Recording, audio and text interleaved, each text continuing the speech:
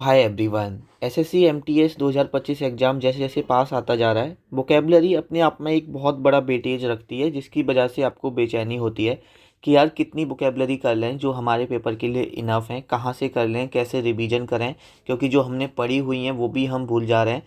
तो इन सब के बारे में हम बात करेंगे, क्योंकि इंग्लिश में बहुत ज़्यादा इंपॉर्टेंट वेटेज रखता है आपका वोकेबलरी, और वोकेबलरी अच्छे से करना बहुत ज़्यादा ज़रूरी है। और इसी वजह से आपको टेंशन रहती है वोकेबलरी को लेके कि कितनी वोकेबलरी सफिशिएंट है, कितनी आपको करनी चाहिए, और जो आपने करी हुई है उसको कैसे रिवाइज करें, कैसे उसे याद रखें लॉन्ग टर्म में पेपर में। अगर जो हमने पढ़ा है वहाँ से वोकेबलरी आए तो हम उसे करके आएँ, ऐसा ना हो कि एग्जाम में भूल जाएं। उसके बारे में आज हम इस वीडियो में बात करने वाले हैं। अच्छा, वीडियो में आगे बढ़ें। अगर आप एसएससी एग्जाम की तैयारी कर रहे हो तो आपको भी पता है प्रैक्टिस करना कितना ज़्यादा ज़रूरी है, मॉक टेस्ट के थ्रू, सेक्शनल टेस्ट के थ्रू, प्रीवियस ईयर पेपर्स के थ्रू। उसके लिए बेस्ट प्लेटफॉर्म है टेक्स्ट बुक। अगर आप एक बार पास ले लेते हो तो डिफरेंट एग्जाम्स के sectional test, mock test, previous year papers attempt कर सकते हो।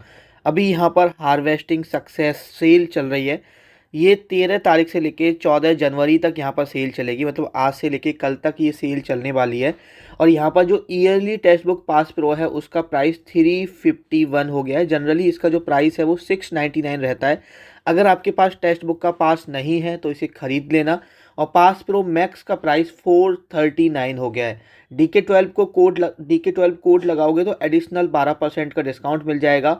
मैं डिस्क्रिप्शन में लिंक दे दूंगा, आप डायरेक्ट लिंक के थ्रू भी जा सकते हो या डायरेक्टली ऐप पर जाकर भी परचेज कर सकते हो।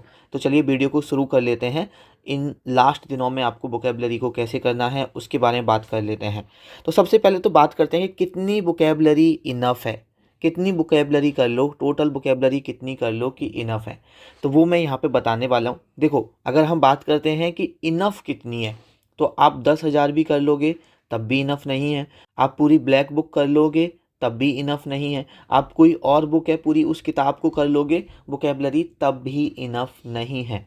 अब वोकेबलरी इनफ कितनी है, हमारे एग्ज़ाम के लिए कितनी इनफ है, या हमें कितनी करनी चाहिए। अगर मैं एसएससी एमटीएस 2025 देने जा रहा हूँ तो कितनी वोकेबलरी मुझे करनी चाहिए, उसके बारे में हम बात करेंगे।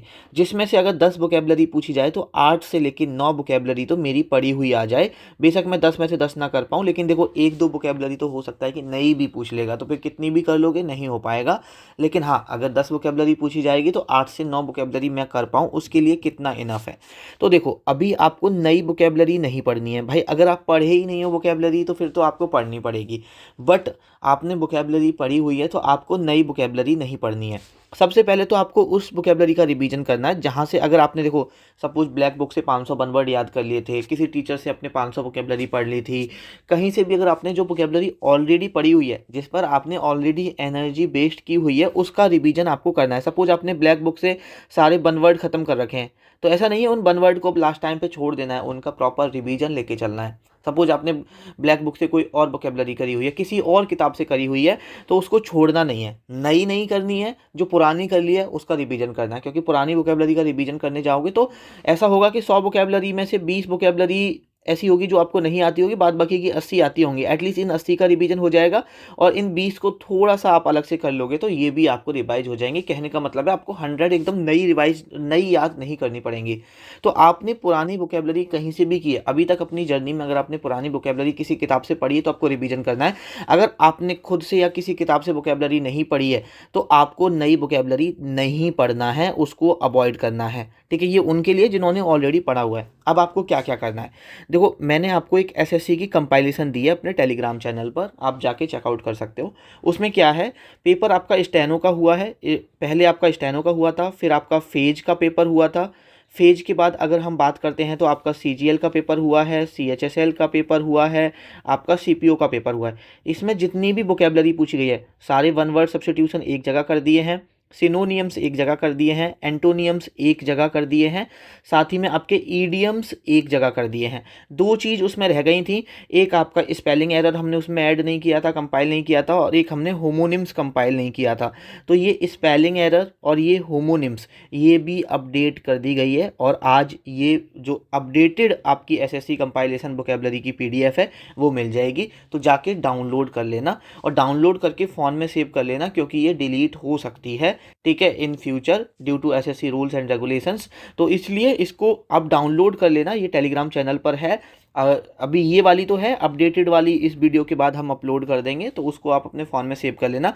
अब उसमें सारी स्टेनो की आपको वोकेबलरी मिल जाएगी, अलग अलग कर रखा है, वन वर्ड अलग कर रखे हैं, सिनोनियम्स बिल्कुल अलग कर रखे हैं, ठीक है। फेज की मिल जाएगी, सीजीएल की मिल जाएगी, सीएचएसएल की मिल जाएगी, सीपीओ की मिल जाएगी। अब इसमें वन वर्ड सब्स्टिट्यूशन मिल जाएगा, सिनोनियम्स, एंटोनियम्स, ईडियम्स, और आपका क्या मिल जाएगा यहाँ पर, जो होमोनिम्स है वो मिल जाएगा, और जो स्पेलिंग एरर है वो मिल जाएंगे। तो ये वोकेबलरी ये आपको करनी है। अब ऐसा नहीं है ये कंपाइलेशन पूरी आपको करनी पड़ेगी कि जितनी वोकेबलरी इसमें है वो पूरी करनी पड़ेंगी, इतना आपको नया नया करने को नहीं बोल रहा हूँ मैं। देखो हमने 4 वन शॉट किए हैं, या तो आपने किसी और टीचर से वोकेबलरी पढ़ी होगी, किसी किताब से वोकेबलरी पढ़ी होगी, या जो मैंने एमटीएस 2025 के लिए आपको कराया था वहाँ से किया होगा। हमने 400 वन वर्ड सब्स्टिट्यूशन कराए थे, 300 सिनोनियम्स कराए थे, 175 एंटोनियम्स कराए थे, 400 ईडियम्स कराए थे। तो 400, 800, 1100, 1275 लगभग आपकी वोकेबलरी है। ये जो 1275 वोकेबलरी है जो मैंने कराई है आपको, हम और ये ट्रिक के साथ वन शॉट कराएं। इसका जो Arjun batch PDF paid group है उसमें पीडीएफ भी पड़ी हुई है, ठीक है। तो ये जो वोकेबलरी है, अगर आप ये रिवाइज कर रहे हो तो इस जो आपकी अपडेटेड वाली है आपको उसमें नए वर्ड मिलेंगे जो इसमें 1275 में नहीं कराया। तो जो 1275 में नहीं कराया, जो अपडेटेड ये एसएससी की कंपाइलेशन है, सिर्फ आपको वो वर्ड करने को मिलेंगे, वो वर्ड करने पड़ेंगे। और बाद बाकी का तो आधे से ज़्यादा वर्ड तो आपको आते होंगे। ऐसा होगा कि 70-80% वर्ड आपको आते होंगे, बचे 20-30% वो नए वर्ड मिलेंगे, वो आपको नया रिवाइज करना है। तो समझ गए आपको क्या करना है। देखो अगर आपने ये 4 वन शॉट देखे हुए हैं या आपके पास इनकी पीडीएफ है, आप Arjun batch PDF paid group में हो, तो 400 वन वर्ड, 300 सिनोनियम्स, 175 एंटोनियम्स, 400 ईडियम्स ये कर लो। साथ में एसएससी की जो कंपाइलेशन दी है, जिसमें एसएससी ने अभी तक एडीक्यूटी ने जितनी वोकेबलरी पूछी सारी वोकेबलरी को अलग अलग सेगमेंट में डिवाइड करके दे दिया है। और ये तो यूट्यूब जो हमारा ऑफिशियल टेलीग्राम चैनल है वहाँ पर है, फ्री है, जिसकी लिंक भी है नीचे, ठीक है। वहाँ से जो ये अपडेटेड फाइल है, जो भी नए वर्ड मिले हैं वो रिवाइज कर लो। और अगर आपने किसी किताब से या किसी टीचर से कहीं से भी पहले से खुद की भी थोड़ी बहुत वोकेबलरी पढ़ी हुई है तो उसे भी रिवीजन कर लेना, ये आपके पेपर के लिए मोर देन सफिशिएंट है, ठीक है। अब जैसे मैंने बताया, अगर हम इनफ की बात करते हैं तो भाई इनफ तो आप 20,000 वोकेबलरी भी याद कर लोगे तब भी नहीं है, हो सकता है कोई एक नई वोकेबलरी ऐसी आ जाए जो नहीं कर पाओ। लेकिन अगर आप इतना कर लोगे, अगर आपने पहले से बिल्कुल वोकेबलरी नहीं पढ़ी अलग से, कंप्लीटली जो हमने कराया उस पर रिलाय हो, अगर आप इतना भी कर लोगे तो 80-90% जो वोकेबलरी है वो इन्हीं 2 चीज़ से आएगी, एसएससी कंपाइलेशन से और ये 4 वन शॉट से। 80-90% का मतलब है अगर 10 वोकेबलरी पूछी जाएगी तो 8 से 9 वोकेबलरी यहीं से आने वाली है। समझ गए आप। आई होप ये चीज़ आपको समझ में आ गई होगी कि आपको वोकेबलरी को किस तरह से करना है। अब हम थोड़ा सा यहाँ पे बात करते हैं रिवीजन के बारे में कि आपको रिवीजन कैसे करना है। तो देखो आपकी रिवीजन स्ट्रैटेजी में ये होना चाहिए कि डेली 100 से लेकर 200 आपको वोकेबलरी करनी है। कितनी वोकेबलरी करनी है? 100 से लेकर 200, कम से कम 100 करनी है, मैक्स टू मैक्स 200 करनी है। किसी दिन अगर ज़्यादातर आपको आती हैं तो ज़्यादा भी जा सकते हो आप। और आपको क्या करना है वोकेबलरी करते करते, देखो जब आप रिवीजन करने जाते हो सकता है पहली बार रिवीजन हो, दूसरी बार हो या तीसरी बार हो, जब आप मल्टीपल टाइम रिवीजन करने जाते हो तो क्या होता है कि कुछ पुरानी ही वोकेबलरी होती है, रिवीजन के वक्त हमें उसका याद नहीं रहता, तो उसे पेन से मार्क कर लो, उसे पेन से मार्क कर लो, ठीक है। पेंसिल से मार्क कर लो, जिससे आप मार्क करना चाहते हो उससे मार्क कर लो, ठीक है। आपने सपोज पेन या पेंसिल से उसे मार्क कर लिया, फिर जब बाद में रिवीजन करने जा रहे हो ना, तो फिर उन्हीं को करो जिन पे पेन पे मार्क है, क्योंकि आपको पता है कि आपका दिमाग उन्हें याद नहीं रख पा रहा है। तो उन वर्ड पर आपको ज़्यादा फोकस करना है। आपको मल्टीपल रिवीजन सब वोकेबलरी का नहीं करना है। अगर सभी वोकेबलरी का आप मल्टीपल रिवीजन करने जाओगे तो 1-2 बार ही कर पाओगे। दोबारा रिवीजन करने जाना जिस पर आपने मार्क किया हुआ है। अब मार्क करने पर भी ऐसी वोकेबलरी होंगी, सपोज 10 आपने मार्क की थी तो 5 आपको आती होंगी, दोबारा से रिवाइज करने में 5 आपको नहीं आती होंगी। तो जो 5 नहीं आती हैं उसको हाईलाइट कर लो पेन से, मतलब पेन से हाईलाइट कर लो, हाइलाइटर से हाईलाइट कर लो, जिससे भी आप हाईलाइट करना चाहते हो उससे हाईलाइट कर लो। फिर या तो उसे आप कॉपी में नोट डाउन कर सकते हो, या अब आपके पास इतना टाइम नहीं है कि आप कॉपी में नोट डाउन करो सारी चीज़ें करो, तो आप क्या करो, जो हाईलाइटेड वर्ड है अगर आप नोट डाउन कर सकते हो कर लीजिए, नहीं करना चाहते जो हाईलाइटेड वर्ड है, जो वोकेबलरी की अगर आपने कॉपी बनाई है तो कॉपी, बुक से पढ़ रहे हो बुक, पीडीएफ से पढ़ रहे हो पीडीएफ, मोबाइल से मैं पीडीएफ से पढ़ रहे हो मोबाइल से पीडीएफ से, क्या करो रात को सोने से 20-25 मिनट पहले, देखो एक स्टडी कहती है कि अगर आप रात को सोते टाइम 2 पेज भी अगर पढ़ के सोते हो ना तो आपको डीप स्लीप आती है, अच्छी नींद आती है। और अभी आपको डीप स्लीप लेना बहुत ज़्यादा ज़रूरी है, तो हम 2 पेज एक्स्ट्रा पढ़ें, अलग से पढ़ें, हम वोकेबलरी रिवाइज कर लेंगे ना अपनी, तो आपको लास्ट के 20-25 मिनट आपको फ़ोन नहीं चलाना है भाई। फ़ोन पापा के कमरे में, मम्मी के कमरे में, बाहर जाके जहाँ आप रख सकते हो, जहाँ आप सो रहे हो वहाँ पे फ़ोन मत रखो। आपको नींद नहीं आ रही है, आप स्ट्रगल कर लो, आप परेशान हो लो, लेकिन फ़ोन मत चलाओ कि चल थोड़ा सा रील देख लेता हूँ, चलो थोड़ा सा देख लेता हूँ। फ़ोन मत चलाओ, ठीक है? ये चीज़ ध्यान रखो, ठीक है? तो रात को सोने से पहले 20-25 मिनट और सुबह उठते ही 20-25 मिनट।